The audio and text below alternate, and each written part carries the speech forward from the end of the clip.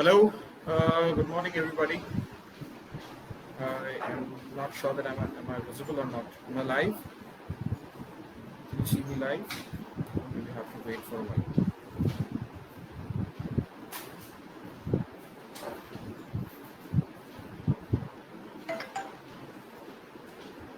Hello, good morning, everybody.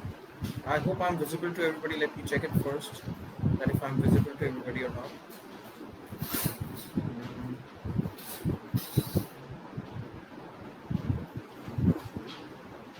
Good afternoon, all. If I am visible to everybody, I would wish uh, everybody a very warm good afternoon, good morning, in fact. I'm Dr. Himanshu, working in the Department of Physiotherapy, Jaipur National University as an assistant professor. Can anybody tell me if I'm visible here or not? If my screen is visible here or not?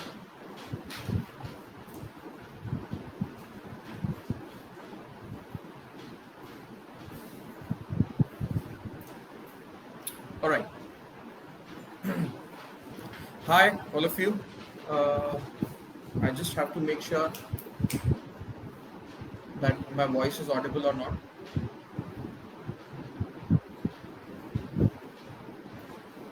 All right. Please, anybody can just ping me if I'm audible.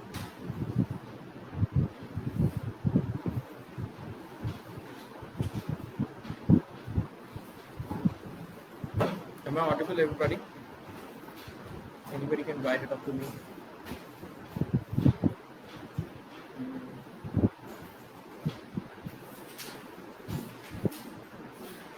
All right. So,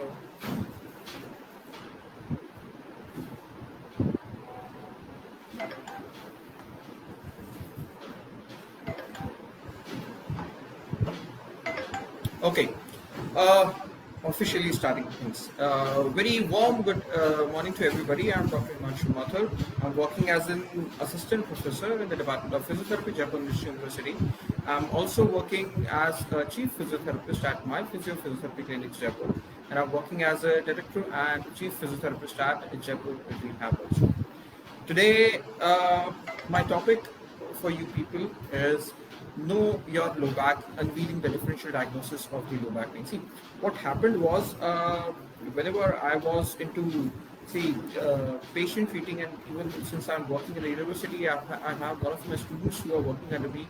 So what I found when they started assessing the patient, there was a lot of glitch in that, and there was a lot of ambiguity in assessing the patients. They were very easily confused by what the things they were getting, what outcomes they were expecting, and what the things how they were assessing them. So I very few weeks back, recently, I wrote a blog regarding know your low back pain.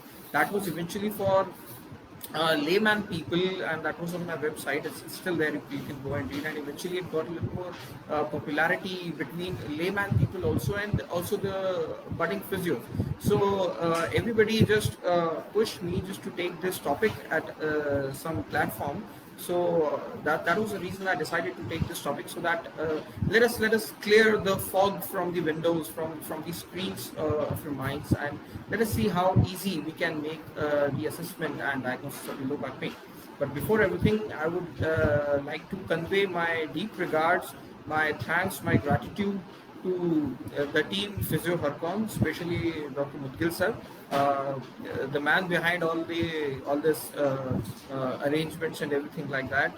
For the scientific arrangements, also I would like to convey my deep regards to my elder brother and my dearest friend, Dr. Manoj Deshmukh sir. Sonia ma'am, thank you so much for. Although I have not heard the introduction yet, but I hope you must have given it right. So thank you so much for having me here. So let us start with the journey. Uh, Okay, before I start with the journey, I just want to tell you one very important fact. In fact, two important facts I'll be telling it to you. See, uh, there is a thing that there had been a study in 2015 which suggested that almost 70 to 85% of the global population will be having low back pain once in their lifetime. So this is a very this when I was reading the literature and this fact came before me. So for me, it was really a very shocking fact to be understood. So that was really something which I wanted to share with everybody. सिर्फ इतना छोटी सी बात सोचो यार, जो भी लोग मुझे सुन रहे हैं, सिर्फ एक छोटी सी बात सोचो और समझो। अगर इंडिया की पॉपुलेशन आज की 130 करोड़ है, तो अगर मैं ऐसा कहूँ कि उनमें से 85% पॉपुलेशन को एक बार लाइफ में they will be having low back pain, तो that means people would be having almost 110 crore की population will be having the low back pain, right? अगर 110 करोड़ की population will be having pain once in their lifetime, अगर आज से आप लो back pen, exclusively लो back pen देखना शुरू करते हो, हर रोज 10 पेशेंट देखते हो और एक भी पेशेंट रिपीट नहीं करते हो, 65 साल की उम्र तक रोज पेशेंट देखते हो, बिना संडे के, बिना किसी नेशनल हॉलीडे, बिना किसी छुट्टी के, बिना बीमार हुए पेशेंट्स देखते हो, तो भी आप 110 करोड़ की पॉपुलेशन को एड्रेस नहीं कर पाओगे। वो सब छोड़ो, मैं जयपुर में बैठा हूँ, जयपुर में अगर मैं बैठा हूँ, यहाँ पे ऑलमोस्ट 80 लाख की पॉपुलेशन है। अगर जयपुर में बात करता हूँ, अगर मैं 85% की बात करूंगा तो it will come out to be nearly 65 to 70 lakh के बीच में कुछ पॉपुलेशन आएगी। अगर मैं सेम बिना छुट्टी लिए 65 ईयर्स तक की एज में रोज हर एक घंटे में एक नया पेशेंट देख रहा हूँ, एक भी पेशेंट 65 ईयर्स तक रिपीट नहीं कर रहा हूँ, तो भी in that case also I can not address the population of 65 lakh people. तो मैं क्या करूँ? How can I just, if I have some ideology, how can I make people make this ideology available for everybody? So if you know good thing, if you know anything good, if you know it in bouts, if you know any technique, if you know any assessment formats, just teach it to as many people as you can and try to make your own copies.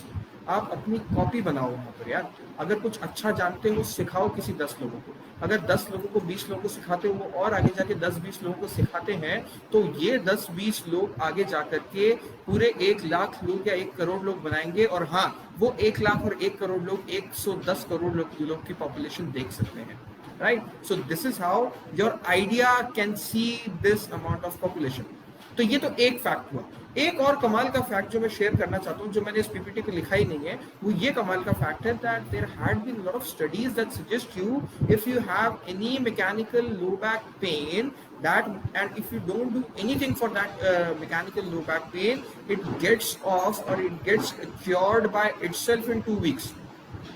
तो मतलब अगर 2 हफ्ते में वो pen चला जाता है और 2 हफ्ते में आपने टेंस लगाया है, आपने IFT लगाई है, आपने SWD लगाई है या कोई दूसरा चमत्कार किया है, तो भैया वो चमत्कार खुदा का चमत्कार है ना, आपकी प्रकृति का चमत्कार है, वो 2 हफ्ते में अपने आप इट गेट्स वैनिश्ड।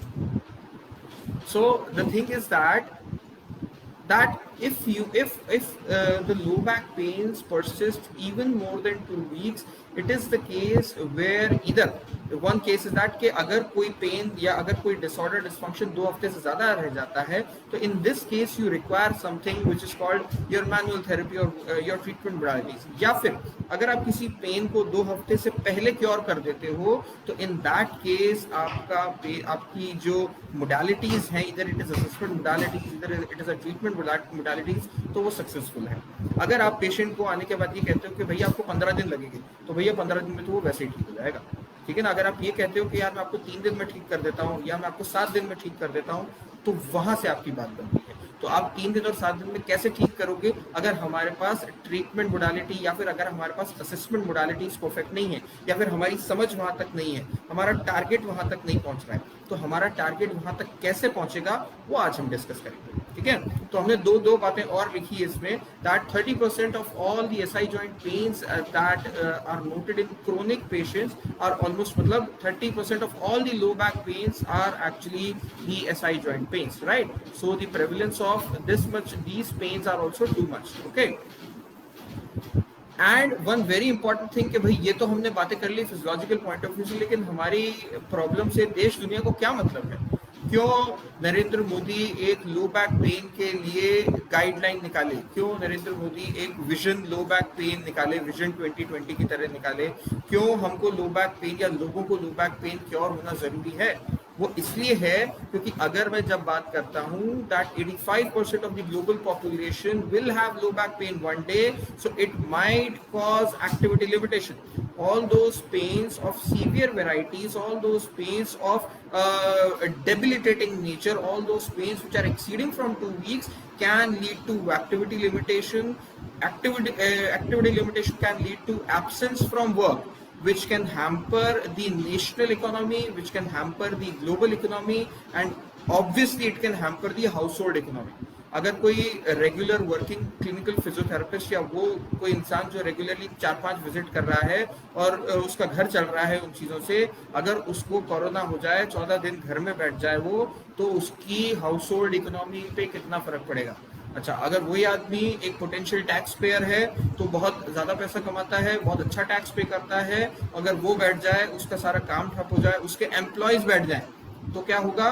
तो भी नेशनल इकोनॉमी पे फर्क पड़ेगा, सबकी इंडिविजुअल हाउस होल्ड इकोनॉमीज पे फर्क पड़ेगा और इवेंचुअली ग्लोबल इकोनॉमी पे फर्क पड़ेगा। तो अब मैंने लो बैक पेन को कोरोना जितना सीरियस बना दिया है, ठीक है ना। तो अब अगर सार्क सम्मेलन में लो बैक पेन पे डिस्कशन होता है तो you should not wonder about it, ठीक है ना, because it is as potentially damaging as a COVID-19 is, right? So you should take low back pains also seriously. If any patient is looking up to me, if any physiotherapist is looking onto this, right?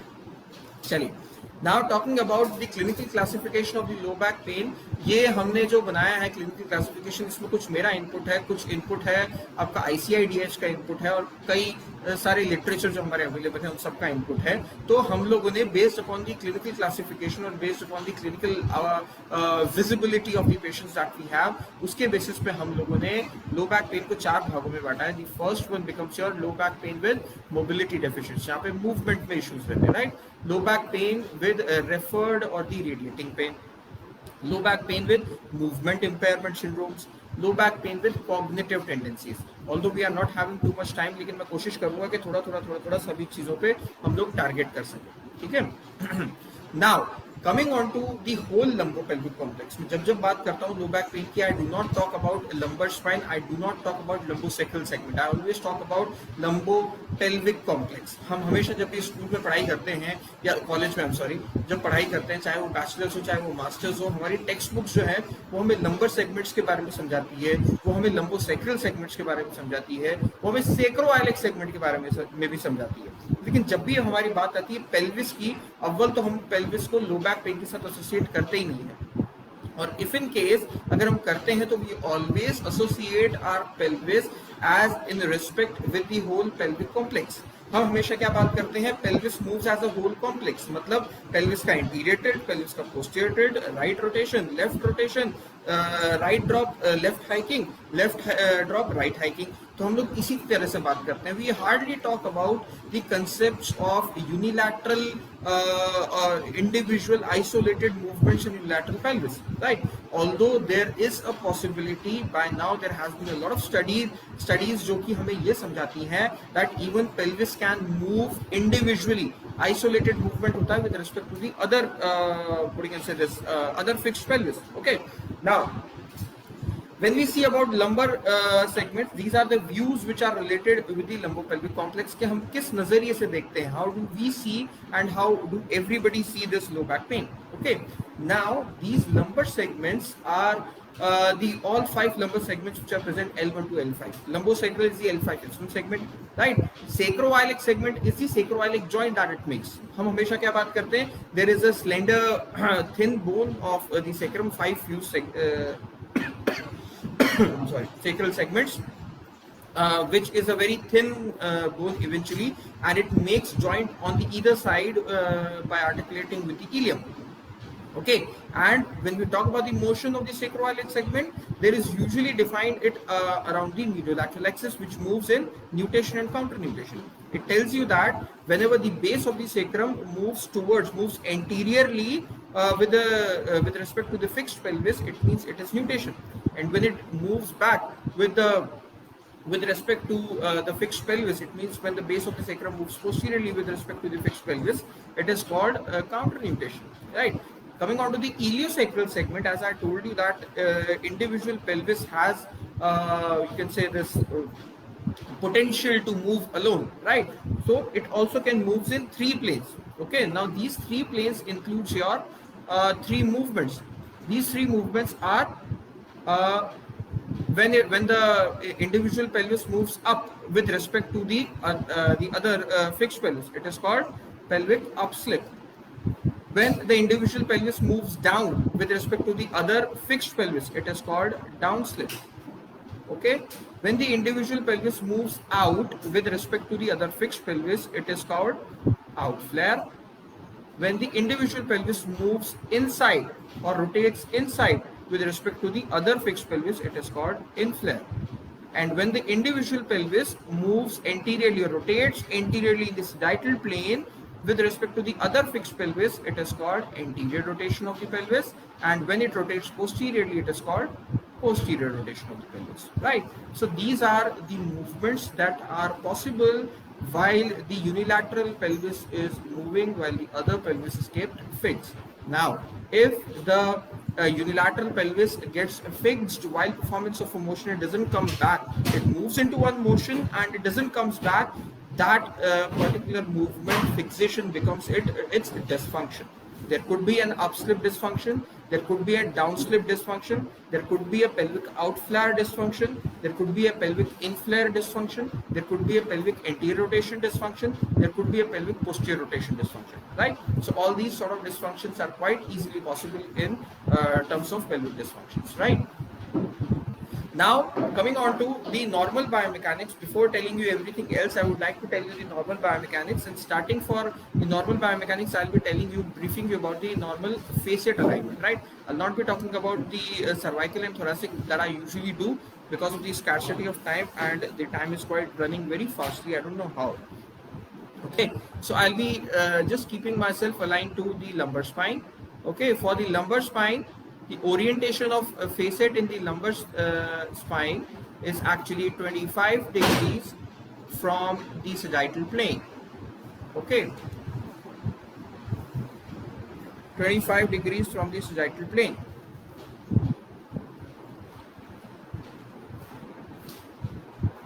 All right. In this case,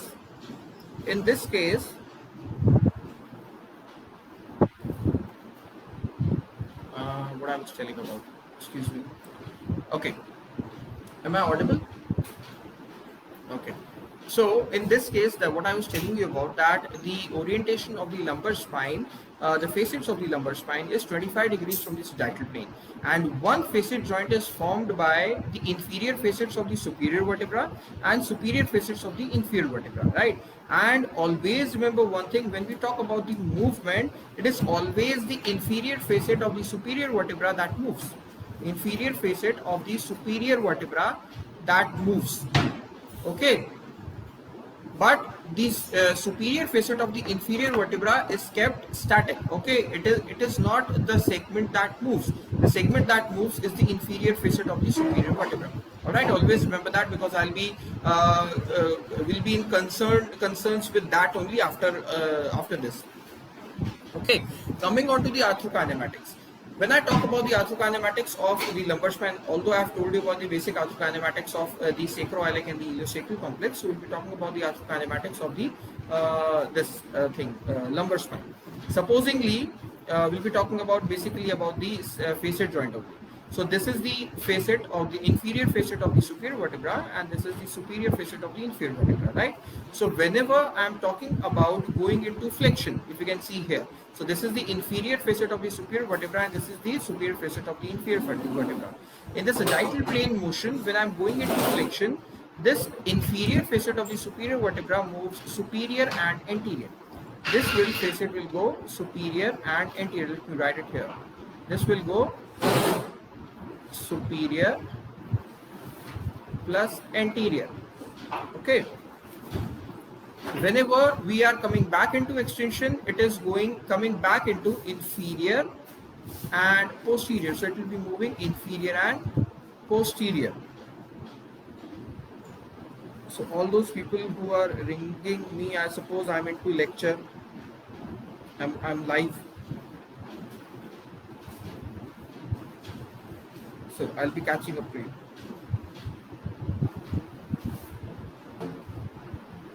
All right. Talking about the frontal plane motion, we have side bending, side flexions on the right side flexions on the left side, right? So talking about that, what happens is in the sagittal plane that if you are side bending on the right side, so there will be posterior and inferior translation of the inferior facet of the superior vertebra ipsilaterally and opposite on the contralateral side. It means on the right side, it will go posterior and inferior. On the left side it will go anterior and superior, right? That will be going opposite contralaterally. Similarly, when we talk about the left side flexion, the left side it will go posterior and inferior, the right side it will go anterior and superior. Okay, in the transverse plane, when we talk about the rotations on the right side and rotations on the left side, so whenever we are rotating on the right side, there will be more approximation of the articular surfaces on the ipsilateral side, approximation ipsilaterally, and there will be distraction contralaterally. Okay, more distraction contralaterally. Similarly, when we talk about the rotation on the left side, there will be approximation on the left side and distraction on the right side. Okay, so whenever you are moving into flexion and extension, the articular surface in the flexion are moving away. The if you can see here, the neural foramina is opening it up, and there will be more compression on anterior side, less compression on the posterior side of the vertebral bodies. Similarly, when you are coming back into extension, there will be more compression in the posterior side. On the posterior side here, this neural foramina will be closing up and the articular surface will be coming back into action. Okay, they will be coming back into this approximation. The articular surface will meet to each other, right? I suppose I must be clear about all this fact. Okay, now this was a small video, but I don't think we have that much time to show all of this. So I would like to tell you people one important thing here about, just a second, about the kinetics of the SI joint. Although we have known to the arthrokinematics of it, so I want right now to you people to understand a little more about the kinetics of this thing. So whenever we try to understand the kinetics of the SI joint or the sacroiliac segments, we always talk about two terms, that is form closure and force closure. As we already know that there is a little inclination in the structure of the sacrum from its base. So it's something like this. This inclination provides very little but some geometrical congruence to the joint formed by the sacrum and ilium, that is the sacroiliac joint. Although the stability provided here is very less stability by the geometrical congruence, right? So that is the reason why we require any other soft tissue structures to provide any external stability, because the original anatomical stability by the means of the articular surfaces is quite less. All right, so the geometrical congruency that provides little amount of stability, we call it as the form closure, and the stability provided by the other resources, that is the soft tissues, is known as force closure, right? So it is by the soft tissues. Now we have two types of soft tissue. One can be contractile soft tissue, the other can be non-contractile soft tissue, right? So there are contractile tissues also available around, which are the muscles. There are non-contractile tissues also which are available around this joint, which includes the articular capsule, which includes the articular cartilage, which includes the ligaments, which includes the other soft tissue structures which are encircling or which are encapsulating the whole joint. Above all that, we also have very beautifully designed structure of the muscles, which eventually helps us to get things into what you can say, dynamic structure, dynamic stability of that particular joint. Now, when we talk about the contractile structure, that is the muscles, we always know that for a muscle to work or for a muscle to create or generate movement at a joint, it always requires torque. Okay, and we always know that because the movement which is occurring inside the joint is an angular motion, and every angular motion requires an angular force, and that angular force is the torque.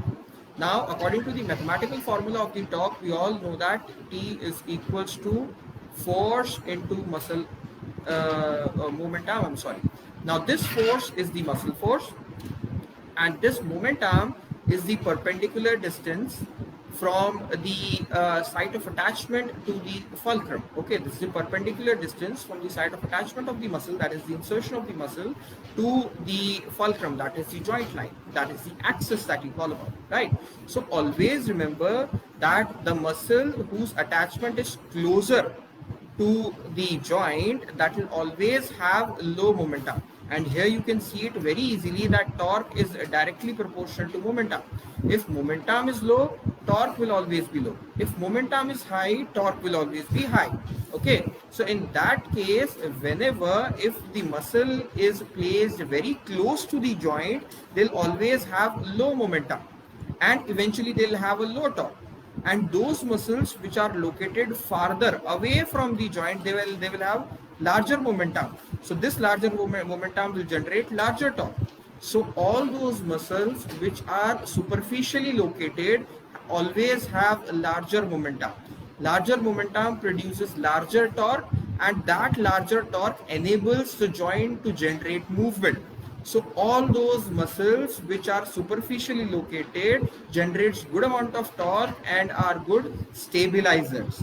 And all those muscles which are deeply located always have low momentum, generate low torque, and are unable to generate movement. But at the same time, these contractions always provide greater amount of stability to the joint. So all those muscles which are deeply located are good stabilizers. All those muscles which are superficially located are good mobilizers, right? Always remember that. Coming on to the another aspect, we are coming on to our basics of examination. So whenever patient of say any low back pain comes to you, always remember to examine him properly. And the basic examination strategy that I start from is SLR.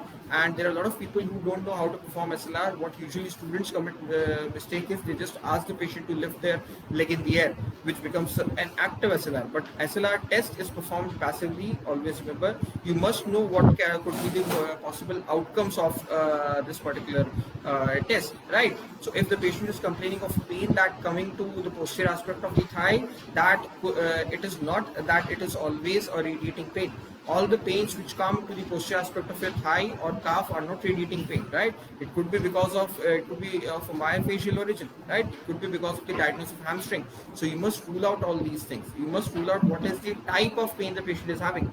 Until unless the type of pain is not tingling, if it is not pricking variety, if it is not pins and needles like sensation, or if it is not numbness, in all those, if the pain quality is not like this, in that case it is a non-neural, non-radiating pain, right? It could be a referring pain because of any myofascial component. So you need to examine the patient properly, right? Always know what structure could be involved.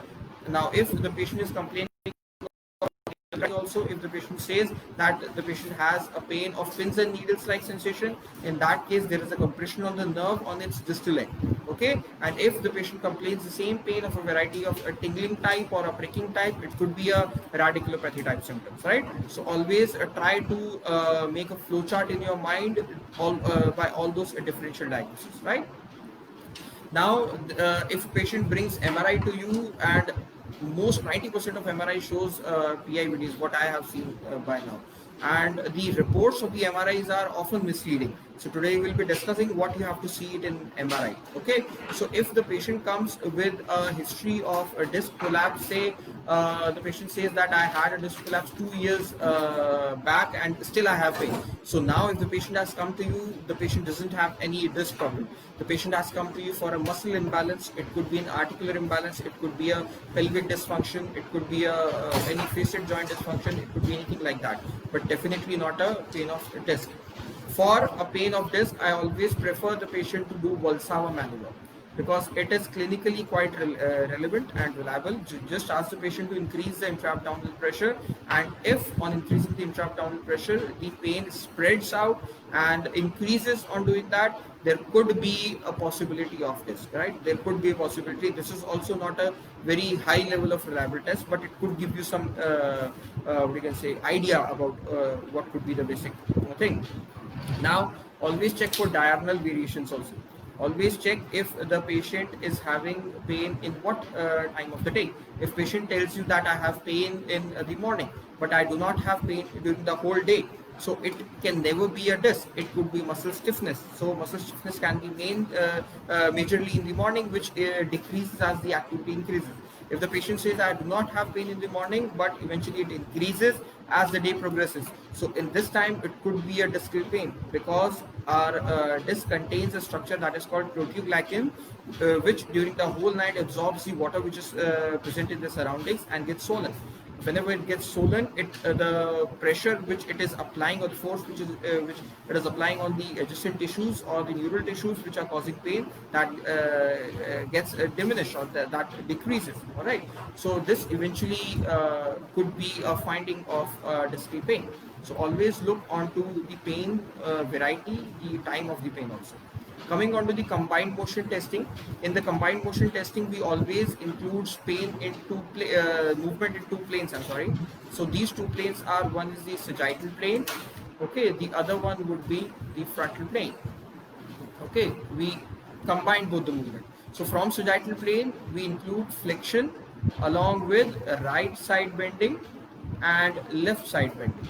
Okay, and the other movement in the sagittal plane, we have extension, and for that also we include right side bending and the left side bending. Okay, so we ask the patient to perform all these movements actively.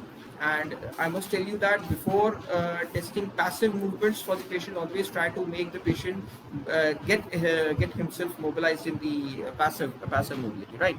So how do we perform it, and what could be the outcomes? Let's see that. So based upon this, if the patient goes into flexion and he side bends on the left side, based upon this, we have made 4 quadrants out of these 4 movements, right? If the patient goes in flexion and right side bend, it could be the left anterior quadrant. If it is the left side bending and with flexion, so it could be left anterior quadrant. If the patient goes into flexion and goes into right side bending, it could be right anterior quadrant. Now if the patient goes into extension and along with extension the patient goes into left side bending, it could be left posterior quadrant. And if the patient goes into extension and goes again into right side bending, it could be right posterior quadrant, right? So the movement can happen like this.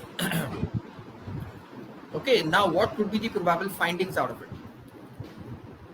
Always remember that first quadrant that we are taking it right now is flexion with left side bending. So whenever we are going into flexion, the articular surfaces are getting away from each other, right? So there will be less articular contact between the zygapophyseal joint, so less approximation. There will be distraction, more distraction on the right side because we are side bending on the left side. The disc compresses anteriorly, so there could be herniation of disc posteriorly because of this. Okay, and the neural foramina opens. Now if the neural foramina is opening, so there is more space for the structures which are getting herniated into the neural foramina. So if there is any compression of the nerve in the neural foramina, that could be relieved in this particular thing.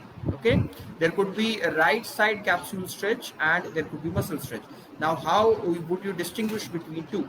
Now if you take patient into flexion and left side bending and the patient complains of pain on the right posterior quadrant, in this quadrant, okay, if the patient complains pain, now you have to ask the patient that there was pain throughout the range of the flexion and side bending, or it came at the end.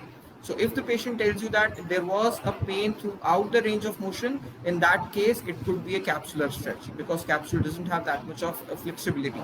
So and it is relatively small in architecture, right? So it could produce pain right from the starting. If the patient tells you that see, I did not have any pain in the flexion, but the pain excruciated by the end of the left side bending, so there, in that case there could be a terminal range muscle stretch. So your targets would be definitely clear that what you have to do. All right, the similar things could be for flexion and right side bending. The articular surface will be moving away. Right side there will be approximation, left side there will be distraction. That will be opposite to the last one that we have talked about. The disc compresses anteriorly and the neural foramina opens again. Left side capsule stretch and muscle stretch will be observed as it was there right side in the previous one. Okay, left side will be there in this. Similarly, when we take the patient into extension and left side bending, the articular surfaces meets each other. Now there could be pain because of this also. I'll be telling it to you in the next slide that how the patient could complain of pain in this aspect also. Okay, now if the patient complains of a pain in extension, there could be many reasons. What usually we observe is it in case of either spondylolisthesis or in the case of stenosis. All right, so we usually talk it in the cases of in such cases. Okay, now disc is compressed on the left posterior side. Neural foramina doesn't open. Neural foramina eventually closes. Here also and here also. Neural foramina closes. Okay, so now if there is anything which is obstructing the neural foramina or compressing the structures of the neural foramina, in that case there could be an excruciating or increased pain in such cases. Okay, so always remember that. Now the right anterior structures will stretch in this case. Similarly, on the right side bending, left anterior structures will be stretched. Okay, so that could be the possible outcomes in the cases of the combined motion testing. Now I was telling you one important thing, that whenever we go into extension, there could be pain. Now, what is the physiology behind what I said? In this picture, if you can see that the zygapophyseal joint is a synovial joint, we all know that. So we have a synovial membrane for that. Now, this synovial membrane is quite enlarged anteriorly also and posteriorly also, making anterior synovial fold and posterior synovial fold. Okay, this is the anterior synovial fold and this is the posterior synovial fold. Now the anterior synovial fold is very sparsely innervated. It is not too much innervated. On the contrary, the posterior synovial fold is very richly innervated structure. Okay, it is a richly innervated structure. All right. Now what happened is this posterior synovial fold is in conjugation with the posterior capsule of the zygapophyseal joint, which eventually connects the multifidus muscle. So now, whenever you go into extension, multifidus muscle fires. Okay, now this multifidus muscle pulls the capsule posteriorly. Okay, now this pull on the capsule is transferred to the posterior synovial fold. Okay, eventually by the contraction of multifidus muscle, this capsule is pulled posteriorly and this pull is transferred to the posterior synovial fold. So eventually whenever you go into extension, this posterior synovial fold is pulled posteriorly, and whenever the inferior facet of the superior vertebra comes back, so this in the meantime the posterior synovial fold comes out of the articular margin. So if in case that you don't have a strong multifidus, or in case you have an atrophied or a weak multifidus, it fails to pull the capsule posteriorly, which eventually fails to pull the posterior synovial fold out of the articular area. Now if it is not pulled out, it gets impinged between the two articular surfaces. ये दो articular surface दिख रही हैं, इन दोनों के बीच में ये impinge हो जाता है. Now since we all know that it is a richly innervated structure, so when it gets impinged between the two articular surfaces, it produces enormous pain, which is usually being misdiagnosed with even stenosis, with spondylolisthesis like conditions, right? So always remember that whenever the patient complains you of such thing, always remember to see the MRI first and see the structure of, see the integrity of the multifidus muscle, and also see the structures or see the strength of the multifidus muscle, right? By physical assessment. Now this is the structure what I was talking about. This is posterior synovial fold what I was talking about to you people, right? This is the one facet, this is the other facet. Similarly, this is the posterior synovial fold which is enlarged on this slide. This is the posterior capsule which is in which whose conjugation this is working. Now I would like to skip these concepts because I would like to take you directly onto the radiological investigation, and I would like to rest my words just after this. So what we should look when we are looking onto our X-rays and MRIs. So now, first of all, this X-ray, this is a very common X-ray that is being visible, especially in those people, say, who are 45 years age, male, who have a working tendency on computers. on say 8 hours to 10 hours per day. So they could have, or if they do not have a tendency to work like that, if there's a patient of male or female, say 60 plus years of age, so they could have visible osteophyte formation on either ends of this area, right, on this vertebral bodies. So there is a visible sclerosis on the articular margins, there is a visible osteophyte formations, visible degeneration, right? So it is quite possible in the case of degenerative disease of the intervertebral joint. It is quite possible in the cases of spondylitis cases, right? Spondylosis. This also tells you the similar things, right? There is a very quite brightening on the articular margins of this we can say intervertebral joints, so which shows you the sclerotic or the inflammatory changes. Now, if you can see that the margins, the posterior margins of the vertebral body are all in line in this except for this. So this structure, this vertebra is pulled posteriorly. So this is called the retrolisthesis case. Okay, so you always must see the posterior margins of these articular margins, right? Of these what you can say intervertebral, vertebral bodies. Similarly, this also, so you have this in conjugation, this in conjugation, this in conjugation, and if this would have a little posterior, this could have a better approximation for this. So in this case, this vertebra is pulled anteriorly, so this is a classical spondylolisthesis case. Okay. Now coming on to the most important part that I wanted to tell you here is, this is the sagittal section of or transverse section of an MRI on a plate. So what I wanted to tell you is, we all see this longitudinal section and say that this particular disc is protruding, herniating and everything like that, but we hardly see and analyze this area, right? Now to analyze this particular area, I have to tell you that this area consists of the disc. Okay, this is the actual intervertebral disc. Now if you see that if the margins of this disc are protruding anywhere, if they are protruding here, if they are protruding here, if they are protruding here, so you can easily make it up. Now if you can see, although it is quite bright on the central part, that is the central canal from where the spinal cord is passing, so in various MRIs you'll be able to see some circles like this. The circles which are visible over here are the exiting nerve. Now if this protruding disc is impacting these exiting nerve, would produce symptoms of one level previous than the level what you are analyzing here. Okay, इस level के symptoms नहीं आएंगे अगर आपको MRI में ये यहाँ पे कंप्रेशन दिख रहा है तो जो यहाँ पे जो अगर आपको कंप्रेशन दिख रहा है तो ये कंप्रेशन या ये जो सिम्टम्स होंगे वो एक लेवल प्रीवियस वाले होंगे हमेशा. Okay, so always remember that. So these are the exiting nerve roots here. That is what is we call it as radiculopathy. Okay. Another most important thing here is, if you can see this darker line here, this darker line tells you the intervertebral space of the facet joint. Now if you can see here, this facet and the other one is this facet. Okay. Now this is the inferior facet of the superior vertebra and this is the superior facet of the inferior vertebra. Now here if you can see dark line, this dark line denotes the your joint space. Okay, so if there is a dark line present here, it means it's a joint space availability.